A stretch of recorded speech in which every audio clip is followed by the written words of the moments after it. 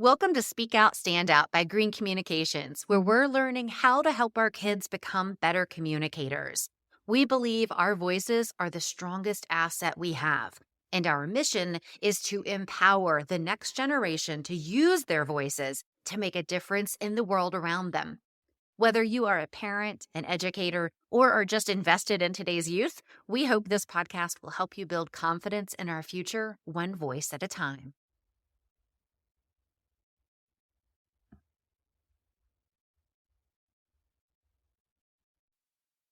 Welcome back to Speak Out, Stand Out. I'm Elizabeth Green, and today's guest is Janice Scholl. Janice is a podcast host, a speaker, and former commercial banker. She spends her time talking to parents and experts about raising strong, confident, and resilient kids, especially girls, and as well as family finances and family-driven career breaks. And her podcast, Raising Middle School Girls, helps parents worldwide navigate their tween and teen girls and those common challenges such as friendships, family, communication, confidence, social media, so much more, all the issues that tweens and teens go with and us as moms want to help support them with. So you're doing great work, obviously, very needed work. So Janice, we're glad to have you here. Thanks so much for taking some time to talk with us today.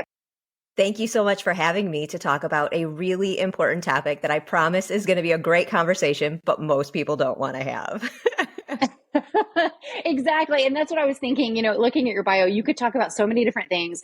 But today we're going to talk about finances and particularly how to have conversations with our kids about finances. And thinking about it, I'm glad we're having this conversation because this is not something I talk with my kids about very often and probably should start at, we all should start at a younger age. So do you find, and I mean, your background is in banking, so this is, part of your blood and probably easier for you to integrate into your family life. Do you find that a lot of people just avoid the topic altogether?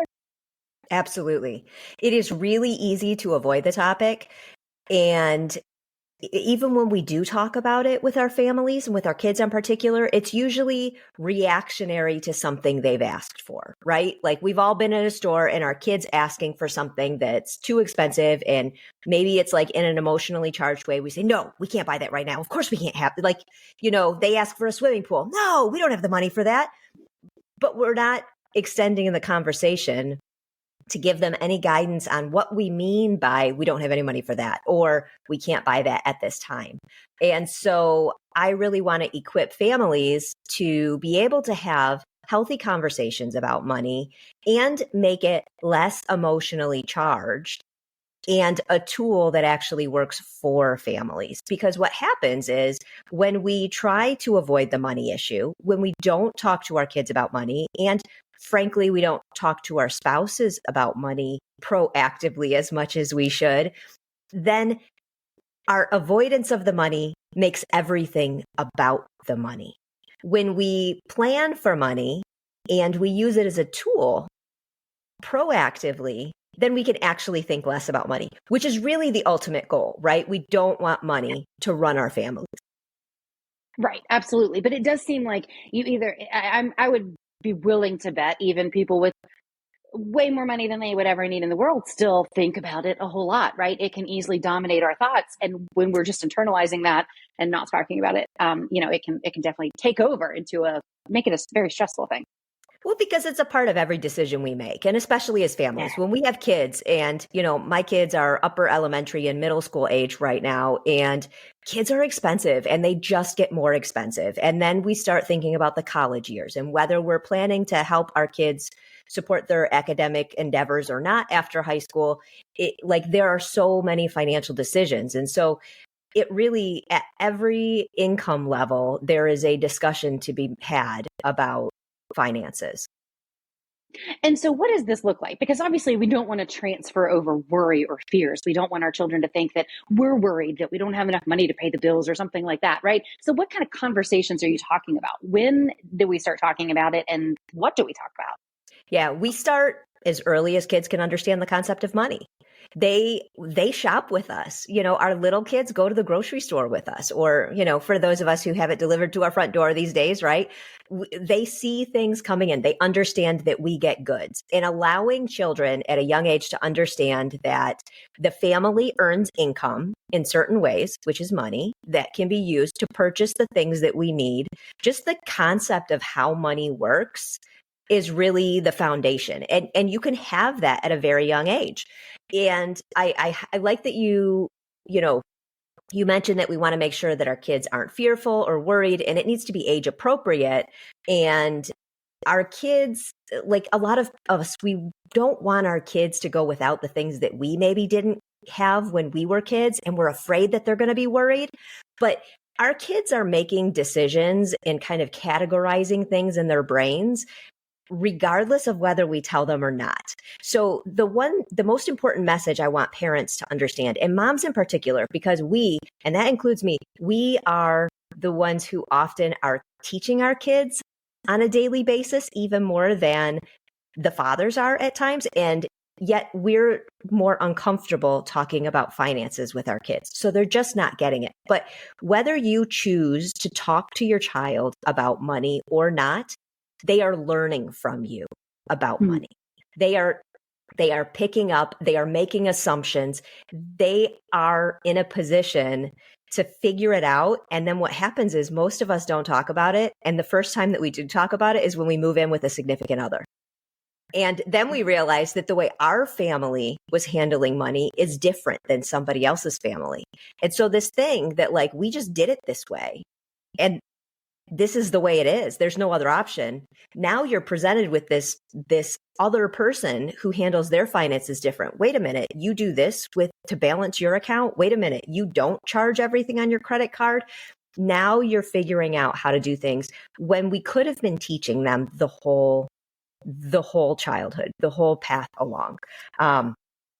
So that's the first thing that parents need to understand, is that whether you do it on purpose or not, you are teaching your children about money. And obviously we want to make sure that we're teaching them the best way we can. So we want to be intentional about it, right? Yes. So does that mean, like, is it wrong to say things like, oh, we can't afford that right now? Or no, we're not going to buy that. Or even for them to understand that, like, money's tight right now, we're not going to do additional things. We're not going to go on vacation this year. When that's our situation, what does that conversation look like? It is not wrong to tell your kids that, no, we cannot afford this right now. Because, like, first of all, we all know that children ask for a variety of things that every income level can't afford at some point, right? When your kid asks you for a swimming pool, it's okay to say no. But, when your kid asks you for something smaller and you can't afford it, a lot of families will be like, well, is it okay to let them know that we can't afford it? Sometimes it's a decision on the parent's part of, we can't afford it right now. And so what I want to tell parents is, yes, it is okay to tell your children that you cannot afford something, within the boundaries of making sure that they understand that they are safe and their needs are taken care of. That's the first most important thing, is that you want your child to understand that there is nothing to fear. And if you are in a position where your finances are so tight that you do have concerns about your ability to provide, then that's something you want to be working with a professional on to figure out how you can make your family's finances work. But this is for assuming that you have what you need. You can reassure your child, we have what we need, but we can't afford this at this time, because the most important thing to me to say is that because. And the because comes with some stuff that you have figured out as a family, which is, we could afford this, but then we can't afford something else. And so when you say you can't afford it, you're actually making a decision about money. Let your kids in on that decision. Let them understand why in an age-appropriate way. So what this looks like in our family is, we do value family vacations. Those are an important thing that we do together. And so we say no to some things because we say yes to family vacations. That's a family value that we've made, that time together away from the house, away from school, away from the office is money well spent in our family. But that doesn't mean that it's right for every family. It means that we're also going to perhaps not spend as much money on certain new equipment for sports. We're going to take a look and see if we can get some used equipment sometimes. We're going to make different decisions about what type of TV we have. Like, we don't have to have the newest and the greatest technology every time because we're making choices about our money. And it's not that we have to teach our kids to have the same values as us, but let's teach them that we have value in certain things that we've decided upon. And that's how we make our decisions. Okay, that makes sense. And so when do we start talking to kids about how to manage their own money? I mean, is it just when they have a job and they start having money, or should we start before then and talk about certain things like savings accounts or ultimately credit cards, things like that? Yeah. Those are big conversations, and those are scary conversations for a lot of adults without backgrounds in finance that feel like, I don't know if I'm doing it right, you know? Yeah. And there are different opinions on when and how. So there are different opinions on whether or not you should give your kid an allowance. Some people say you should give your kid money. It should not be tied to chores because they have to learn how to manage money anyways. Other folks, they're like, my kid needs to learn that you have to earn money and that is how you actually receive an allowance. And I think it's okay if you do either one. And I think actually there are age appropriate ways to do it depending on where your kid's at. And so one of the things I like kids to understand at a young age is, again, we do have to work for money, whether they get an allowance or whether they just have an understanding of how your household works. They need to understand that money does not just materialize, right? And an understanding of the time that it takes to earn money. So when a kid does have a job, then you say, you want that pair of tennis shoes? Well, how many hours do you have to work in order to earn those? Whether they're asking us to buy them or not, let's equate time with money and what we actually need to do to earn it. When kids are younger and they don't have a job, that doesn't mean we should wait and not have that conversation with them. Kids are still getting probably some, a gift, a check from grandma for Christmas or something like that. Having that conversation about what they want that money to be used for and having them be able to save some of it for something in the future. And like, we're all going to have kids with different personalities on money too. So I have one kid who she'd save everything. She doesn't want to buy anything. And then I have one who it like can't last 5 seconds in his pocket. Yes. Right. And so allowing them to do that and to feel that and to understand their own behavior with money is really, really great. And you can start that young. You can start I know this is really hard for you. And I know you want to spend this all when we go to Target right now, but if you save it, I know that you said that you really want this game in the future, and you'll be that much closer if you want to be able to do that in the future. Something like that. But there's a podcaster that I really, really appreciate what he's doing. It's called the Art of Allowance podcast. And I recommend everybody check that one out as well. And he really taught me, like, little kids, little mistakes when it comes to money. Big kids, bigger mistakes. So you actually want to empower your kid to use and to manage and learn money younger because the stakes are low. If our kid has $5 in allowance and blows it in one trip to the store and then is sad afterwards that they didn't have any for the next time they went to the store, that's not a big deal. That's a really different conversation than your college student who just got a credit card and maxed it out and has nothing left for the rest of the semester. So the more we allow trial and error and natural lessons to occur when they're little, the more they'll know what to do when the time is right and they're older. Oh, that is such a good point, but it is so hard to let them make mistakes, as a mom, even when they're little mistakes. It's just so hard to see our kids sad or disappointed. And it's like we want to guide them in ways that are going to teach them. But if we're always telling them what to do, they're not going to learn to do it themselves, right? Yeah. And we all talk about how important growth mindset in our kids is. And this is an opportunity for us to step back, and it feels so uncomfortable. Like, I talk about money and this is uncomfortable for me. And so my husband, who's super frugal, and this is so funny, we joke because he has a really hard time not buying the kids stuff. He just gets so excited, and there will be a new Lego that comes out, and y'all, like, we need to talk about the price of Legos, right? Like, they're way, way Yes. too expensive. But he just can't stop himself. And so it's kind of a family joke that he won't spend any money on certain things, but he will impulsively buy something. And that's the other thing I want people to realize. It. And my husband and I both have finance degrees. Like, his job, he is a finance guy. So what I want everyone to know is, like, there are different foundations to money. And there is nobody in the world who is good at all of them naturally. We all have work to do.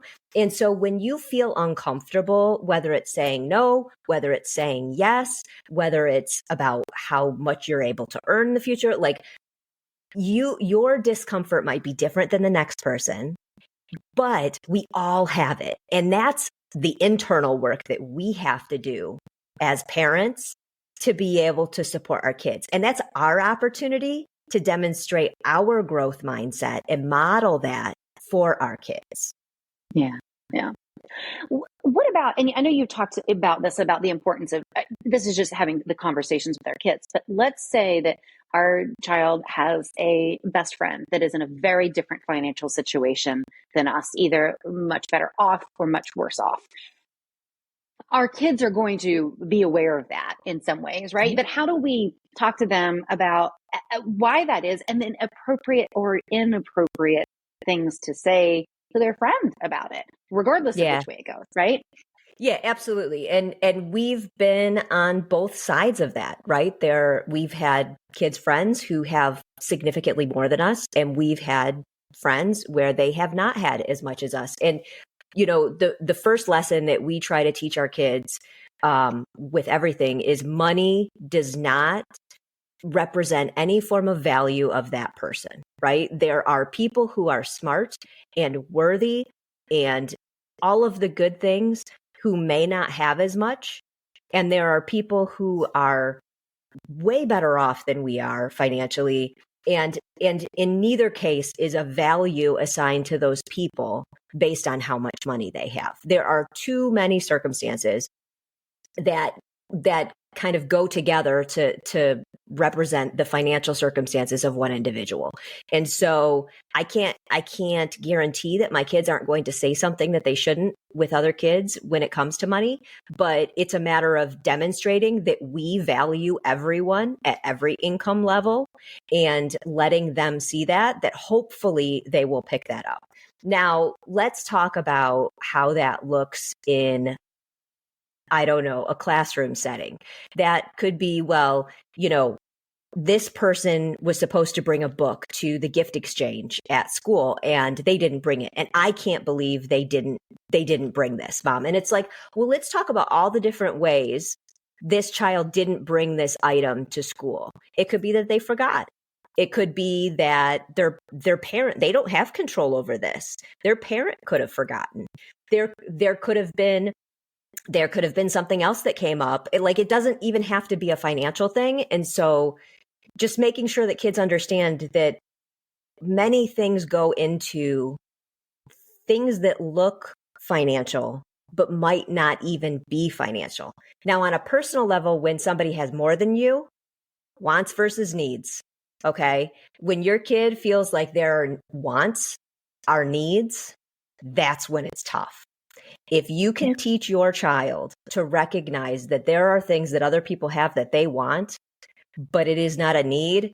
Like, we had a circumstance where our daughter went to a friend's house and she had her own personal playroom off the side of her bedroom. And it was like perfectly decorated to be a little princess's dream at the time. And we drove home and she's like, man, I wish I could have that so bad. But I know it's a want and not a need.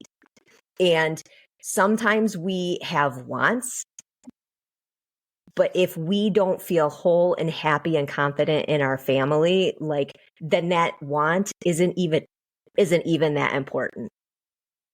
Yeah. Yeah.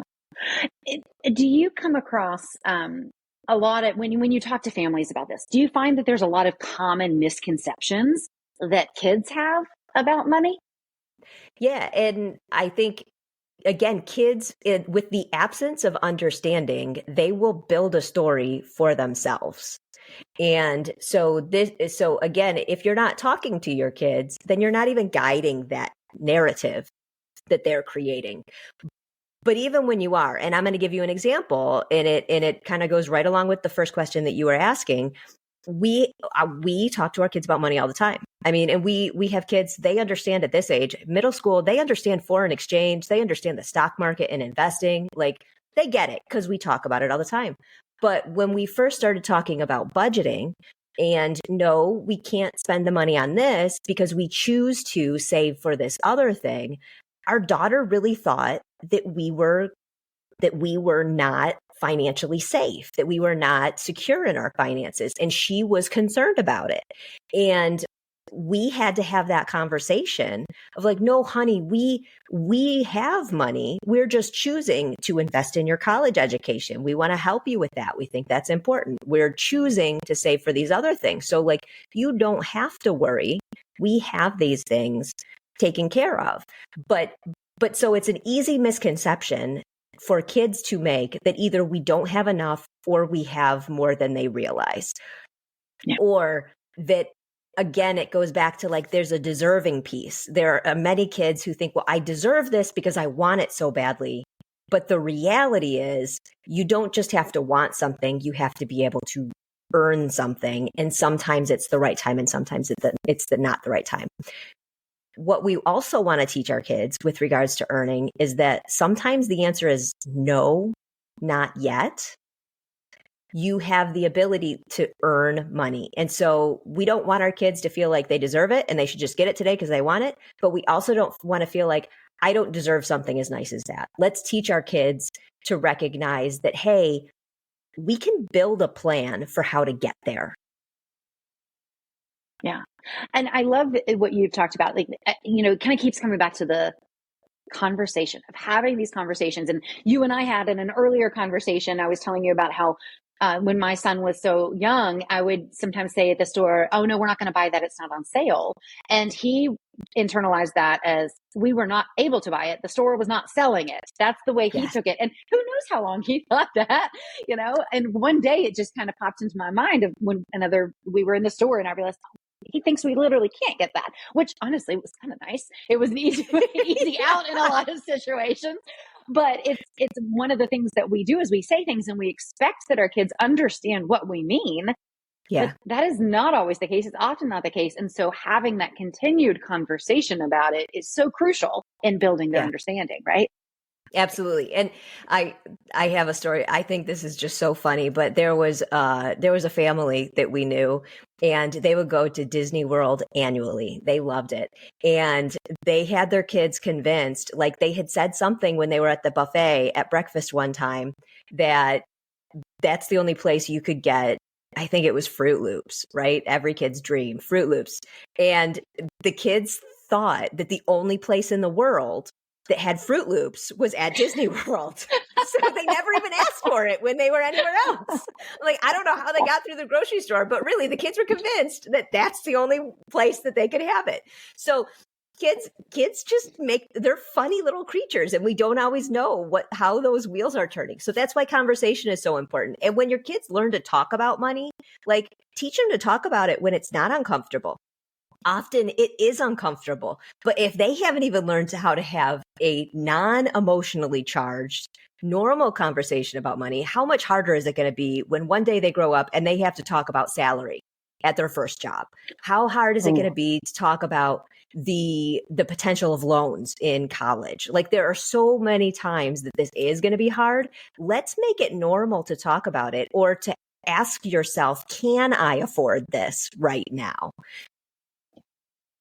So one other side question to that, making it normal to talk about it, but do you also encourage your children to keep it as a family conversation? We don't talk about things with other families. We don't ask about how much money they make or things like that. Are you telling your kids that it's not a taboo subject, but it's a subject that is a family matter? Yes.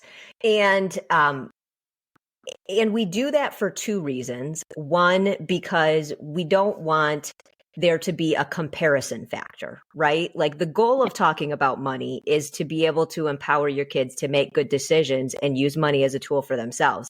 It is not to be able to say, I have more or less than somebody else. And when you're talking about it externally outside of your family, that's not the unit, right? You're now in comparison mode, which is actually irrelevant to your financial situation. And I mean, we have enough comparison in this world to begin with, but it's so important that our kids also understand that other people don't feel comfortable talking about this. This is like sex. Money is like sex talking to your kids. There are many people who never talk to their kids about it, but most of us think that we should. It's still uncomfortable and we don't necessarily know how to go about it. So like you run the whole spectrum of like, we talk about it all the time. This is a normal conversation for us, to this is absolutely taboo. This is not appropriate conversation amongst your family members, let alone people outside. And you don't want to offend anybody. So we have one who like, he's just really interested in money. And so he would ask, he's like, well, how much do you earn, Dad? And, you know, that would be a conversation of, we earn enough for us to have what we intend to do as a family. When it's time for you to earn enough money to support yourself, then we will have conversations about how much is appropriate for you.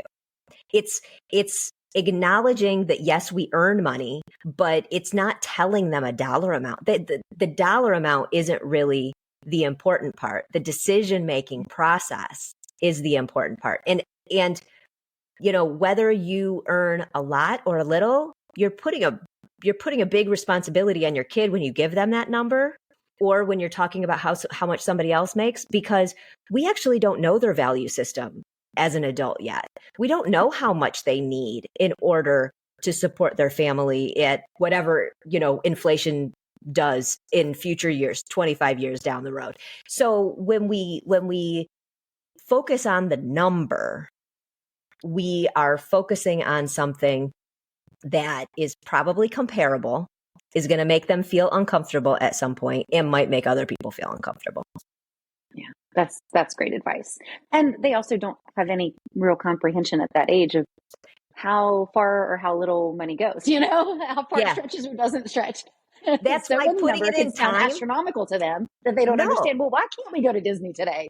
You know, that's exactly right. That's why putting it in terms of like, how many hours do we have to work to get there, that they can understand. They do understand time at some point. They still don't understand money. And let's be honest, there's a lot of adults that don't understand money, you know, in the concept of like, can I afford this? So allowing them to understand that there are trade-offs. The opportunity cost of money is really the most important piece. And this is really fundamentally different than the way a lot of people talk about money. And, you know, some of our high schools require a financial foundations kind of course for high school students.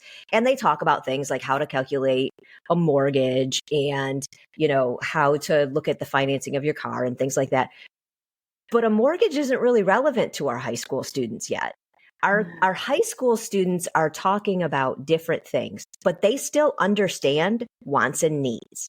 They still understand wanting to make sure that they have the right dress when they're going to prom, or having the ability to compete in sports and having the family income that can support those types of things. Those things are relevant to their lives. Net present value, as much as I would love them to care about that, they're not going to. So talking about it in a way that's not comparing and is relevant to their life, not to ours. Like, we try to bring them up. We try to teach them about what it's like to be an adult with money. Let's first teach them how to be a kid with money. Yeah. Oh, I love that. And I will say too, I mean, we've been doing this a little bit in my family, and it has made such a difference. My 10-year-old has, for the past year, he's had a job. He takes out trash cans for our neighbors, and they pay him weekly. And he's a saver. So he's, like you said, you have the saver and the spender. I do too. He's my saver. But when he wants to spend money, that's what we talked about. How many trash cans do you have to take out? Or how many days work? Or in some cases, how many weeks do you have to work for that? And he now, I don't even have to say that to him. He will say it. if he's looking at something, he's going to say, well, this is going to take me, and kind of does the math. And it's so interesting to see his brain. It's like it does take away the emotional aspect of I really want this, and turning it into more of, do I need this? Is this the way I want to spend my money for that amount of time? And he's 10 and he absolutely understands that concept. Yeah. Yeah. Yeah. So I also just love that your 10-year-old has a job. Like, a lot of people don't necessarily agree with this. And our kids, it's so easy to not put money pressure on our kids because they're under so much pressure academically, especially as they get into middle school and high school. And we're like, oh, we don't want to put that on them. We don't want to put that on them. But like, don't let your kid graduate high school and not know whether or not you're going to help them in college or how they're going to get through college with money. You know, teaching them the value of a job and empowering a 10-year-old to say, if you want something, you have the ability to go out and have something of value. You have a service that people want from you. You teach a kid that they're empowered, then you know they're going to be successful in life because they have that confidence. And, you know, money mindset, people talk about that a lot. It really is important. Feeling like you have the ability to affect your financial circumstances is wonderful. And when we empower our kids to have the ability to earn their own income, they can build that self-confidence. And that's exactly what we want for them, of course. So, well, Janice, this has been extremely helpful and enlightening to me. I'm sure to many, many people. So if people are interested, you have all kinds of fantastic things you share about kids and teens and tweens and all of the things. So tell us, where can people find more information about you if they want to hear more? Yeah. Well, okay. So I do two kind of pieces that are related but different. And the first is the Raising Middle School Girls podcast. And I do that because I need the help. I am not the expert. I interview the experts because seriously, you get to middle school with a daughter and it's a little bit stressful. Not even because of the daughter, but I just got so nervous that I knew I needed help. So I would love for anybody to come to the podcast and take a listen. And then I, as you mentioned, I'm a commercial banker. I feel so strongly about family finances. And so I want everybody to download. I have 6 foundations to a healthy relationship with money that everyone can have access to. And those 6 foundations teach you the difference between money mindset and money management and how to look at money making. And it empowers you to not only improve your relationship with money, but how to grow and raise a child with healthy relationship with money.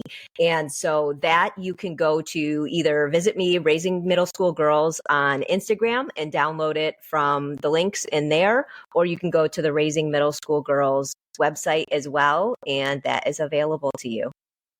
Fantastic. And we'll make sure we link to all that in the show notes so you can just slide down there, grab those links, click them, and get those resources. Again, Janice, a fantastic conversation. Again, conversation most people don't like to have. I think I really enjoyed this conversation and it was helpful to me, and hopefully it will be helpful to others as well, because this is one of those things I love that you said at the very top.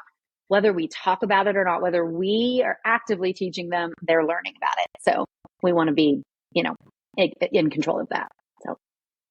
So thank you again so much for having me. We appreciate your time. If you are looking for more ways to build communication skills in your kids, grab our free mini lesson on how to craft a polished and professional speech out of thin air, along with 52 fun prompts so your kids can practice every single week. You can find that along with info about our upcoming public speaking and debate courses for kids at greencommunicationsedu.com.